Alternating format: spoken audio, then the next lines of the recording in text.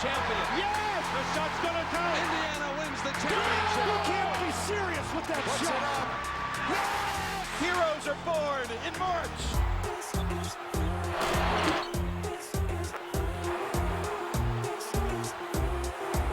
Today on March Madness 75, we watch the NCAA Tournament to see the impossible become reality.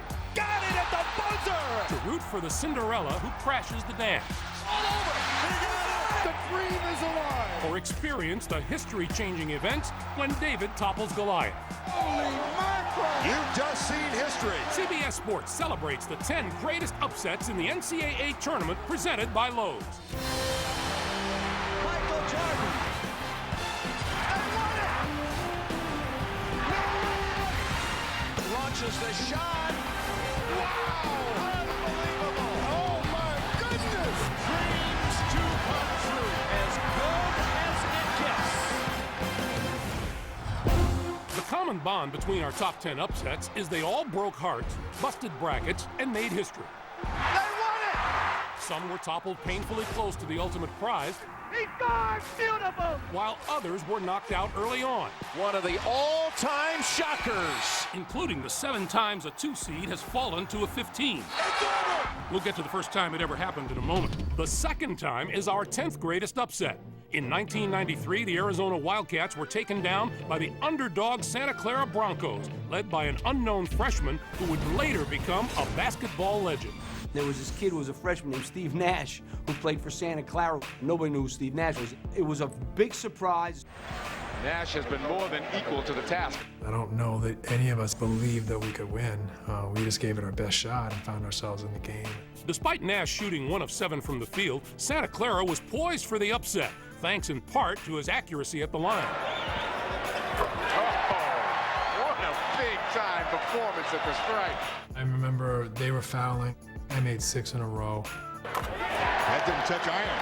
Santa Clara looking to knock off a number 2 seed. And with just 7.3 seconds remaining, the man who would become one of the greatest free throw shooters ever was back on the line. I went to the line to ice the game. History is being made here. Oh, he finally missed one. Now, this is the critical one. Oh, that one's off, too. And I missed both. No one ever talks about that. Dick Davey immediately calling Steve Nash over and saying, don't worry about it. We would not be in this position if it wasn't for you. And so they came down with a chance to tie. Stoudemire. No. Chipped out. Santa Clara wins. You know, it was definitely a wild finish. Guys were just running around and everyone was in shock. You know, that's something that I'll always share with those guys, and it's one of the best moments in my career. The next team on our countdown was the first 15 seed to ever beat a number 2, a school that was no stranger to the art of the upset. I think Richmond could be called the king of upsets in the NCAA tournament. And the chief engineer for 2 of the most staggering upsets in NCAA history was the head coach of the Richmond Spiders, Dick Tarrant. In 1988, Coach Tarrant's 13th seeded squad took on Bob Knight's defending champion, Indiana Hoosiers. The Spiders are having a terrific start, and that's what they needed. Dick Tarrant gets his kids to say, you know, you're not playing the defending national champion. That team's gone. Hillman for 3! No, and Richmond wins! What a job by Dick Tarrant. You know, I think Tarrant's a hell of a coach, but the son isn't my brother. I mean... There's Owens. 3 years later, Richmond was a 15 seed up against Jim Boeheim's second-seeded Syracuse. Never has a 15th seed won a first-round game. And that Syracuse team was loaded. Dick Tarrant was able to control the tempo of the game and keep the score low. Richmond's been very patient. It slows down the Syracuse attack. You've just seen history. The darlings of America from 3 years ago rekindle their love affair. It's more than just the fact that they won the games. It's the names of the teams and the personalities and Hall of Fame coaches that they took down in the process. You know, having Dick Tarrant as a coach, his ability to have kids believe in him and reach back was no surprise, but the wins were a surprise. Our 8th greatest upset didn't just make history at the final buzzer. When the teams took the floor, they had already stepped into history. This was a game that a lot of historians believe is the game that turned around college basketball on a racial level. 3 years before Texas Western played its historic starting five, Loyola of Chicago and the University of Cincinnati paved the way, marking the first time two teams combined to start a majority of African Americans. When you talk about African American players and you talk early 60s, I mean, the kind of impact that makes socially. To me, that's the beauty of the NCAA tournament. Loyola, a small Jesuit school back then, looked to make a big statement in more ways than one by beating Cincinnati, the two-time defending champions. Here's a small Catholic school against a Cincinnati juggernaut. But when David comes up against Goliath, what can he do? There goes down to Harkness. He's underneath. He lays it up. He scores! Loyola didn't back down, taking Cincinnati to overtime. 58-58. It's all tied up. He shoots. He scores! He scores! He scores! Beautiful! Beautiful! Beautiful! I think for every small school in America, they started to realize that, we do have a chance. It just depends on the character of the team. And I think, people looked at Loyola and said, you know what? If they can do it, we can do it. Work. For 75 years, the NCAA tournament has given us the joy of filling out the bracket. And for 75 years, those brackets have been busted. Never was that more evident than March 16, 2012, when two upsets gave us a day that lives in bracket buster infamy. When Missouri and Norfolk State tipped off at 4:38 p.m. Eastern Time on that fateful Friday, only 4 2 seeds had ever fallen to a 15. For 25 games, one more right now. You understand? Yes, sir. Winners there. I think the consensus was, well, Missouri's just going to pull away. They're clearly the better team. Oh, he was slashed. They make every three they took in her game seem like. Whoa, lines up the three and knocks it down. You're looking up at the clock and you're like, oh my gosh, anything can happen here. And that's it. One of the biggest upsets in the history of the NCAA. Beware the 15s against the 2. Less than half an hour after that upset, 2-seeded Duke was about to tip off against 15-seed Lehigh. Are you either a Duke fan or are you a Duke hater? The Duke haters were out in force, and Lehigh shockingly seized control. How about that? The Lehigh upset is bigger because it was Duke. Talk about basketball royalty like Duke and like Mike Krzyzewski. That's unbelievable. Lehigh with its largest lead of the night. That was a tough pill to swallow. Lehigh, come on. One of the all-time shockers. It had been 4,019 days since the last 15 had defeated a 2. But in just 5 remarkable hours on that Friday in March, it happened not once, but twice. For 2 2s to go down against 15s in the same day, that's unbelievable. 1 year before that stunning day, the Rams of Virginia Commonwealth University pulled off the 6th greatest upset. The more talented teams don't always win, but the best teams on that day usually do. And in the 2011 NCAA tournament, 11th seeded VCU was having some pretty good days. VCU is Sweet 16 bound. It's all over.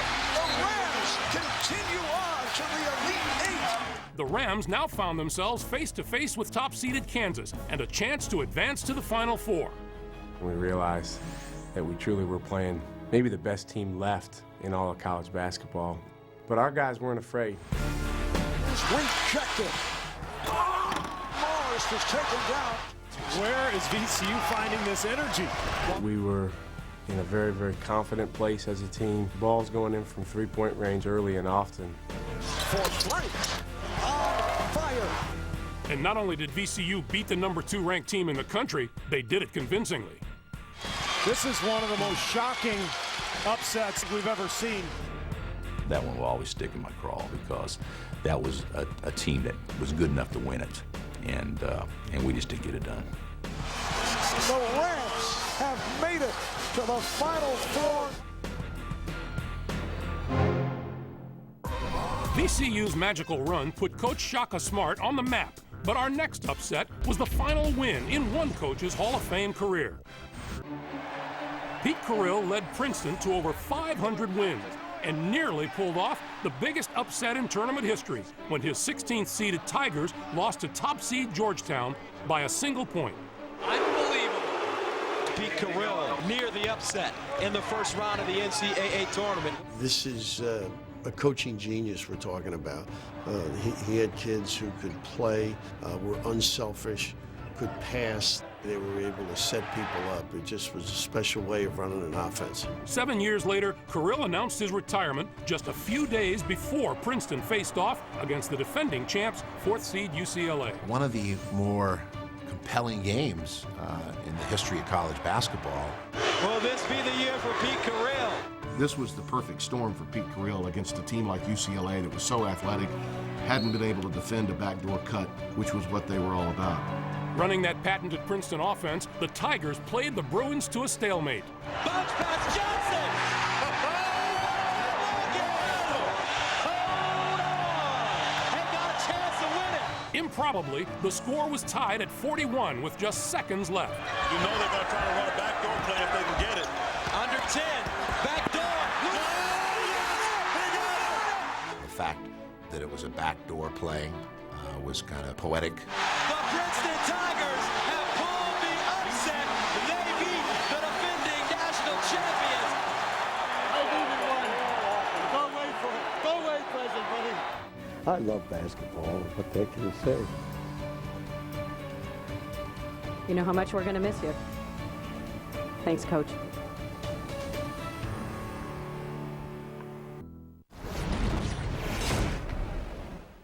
Welcome back. The top 4 upsets are obviously all shocking, but George Mason's surprising selection to the 2006 tournament was the school's first of many upsets on the way to the Final Four.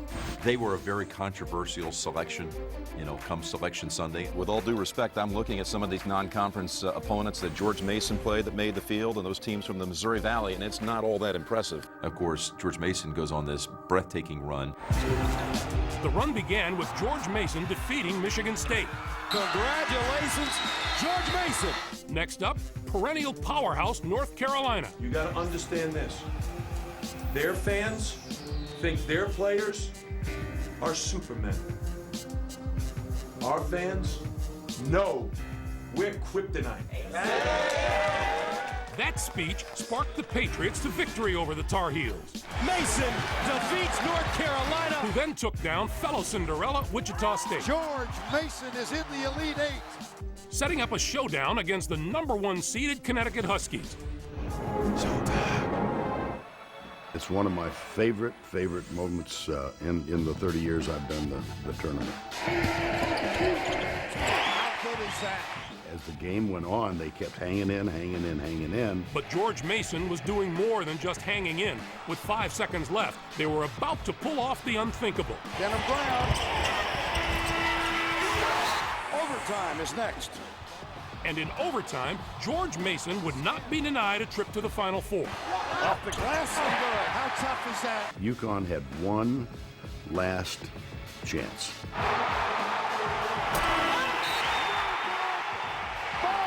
George, the dream is alive. 3 days before the national semifinal, we stood before this incredible band of believers and told them how much we admired what they did, because they had a whole lot of doubters, including us, and we wanted them to know that we were recognizing their remarkable achievement. Our third biggest upset may have been the most important game in basketball history. When I played at Cole Fieldhouse in Maryland in the NCAA Final in 1966, 5 white guys from Kentucky against 5 black guys from Texas El Paso, I wasn't thinking about anything else, but winning. Clearly, though, more than a championship was at stake. This was the mid-'60s, and social change was in the air. Going to Kentucky, there was not a black player in the Southeastern Conference. I don't think there was a black player anywhere in the South at all, at that particular time. And at that time, Kentucky was the powerhouse coming in, a huge favorite against the Miners of Texas Western. Kentucky rated #1, Eastern Goliath. I doubt before the season many Kentucky fans had ever heard of Texas Western. No one noticed Texas much right up to this finale. When we lined up against Texas Western, after 2 or 3 minutes, you could feel the presence of something else. This really was much more than just another game. Their will to win that game was a lot stronger than us. They just shoved it right in our face. That's all they did, and they beat us pretty handily. At the time, the perception was that African Americans could be good players, and this game just blew that caricature out the window. That's what made that game so memorable. I can't think of one game ever in the history of the NCAA that had more significance. It was that watershed crossroads game that opened up the floodgates of integration, and that changed history. Which team will lay claim to the greatest upset ever? With only 2 remaining, perhaps the #1 upset will be an upset itself. So here it is, at number 2, the upset that gave underdogs everywhere their greatest rallying cry. Don't give up. Don't ever give up. Wittenberg, oh, it's a long ways.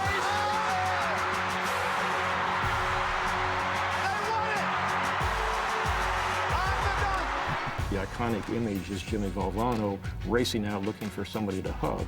You still see the films of that, and you say, what's the context?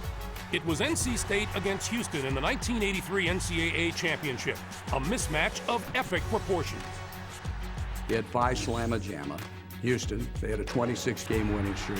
With Olajuwon and Drexler, man, the athleticism, the talent, I mean, they were as good as any team that's ever played in college basketball. North Carolina State was the ultimate Cinderella. They'd finished 4th in the ACC. It just wasn't conceivable that they could play with this remarkable above-the-rim, up-tempo team. Jim Valvano said, I believe in dreams. He feels they're a team of destiny. NC State going right at him. That's got to shock a lot of people. The game became a stunning back-and-forth affair. Here's Olajuwon trying to get his breath. As the national championship came down to the final seconds, the game was tied. Well, this has been something. And we all know what happened next.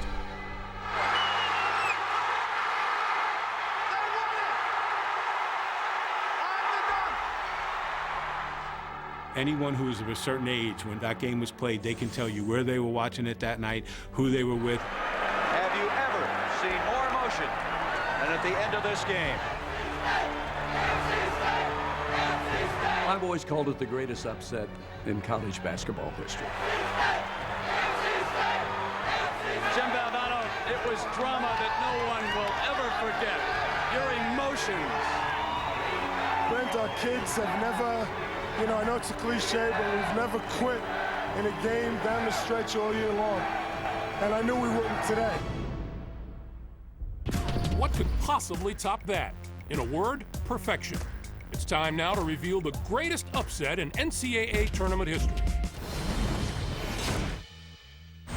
I think Villanova-Georgetown is the greatest upset, and I think it is the greatest game ever played by both teams. Now it's you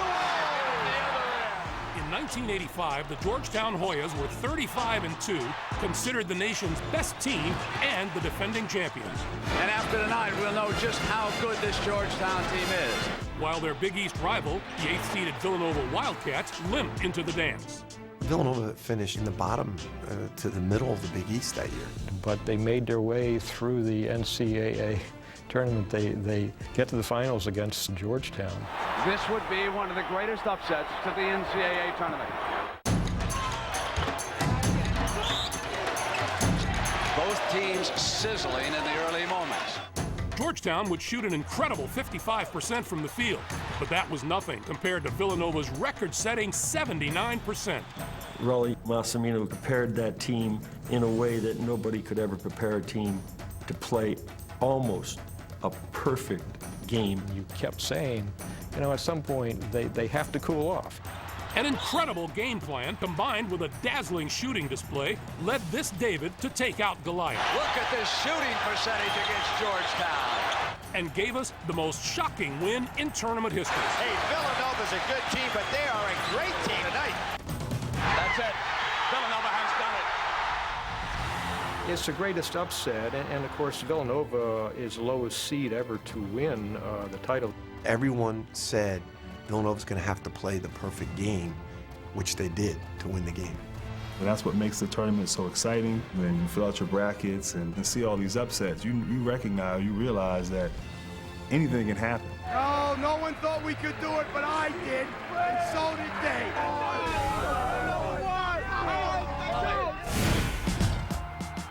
Thank you for watching this CBS Sports special presentation.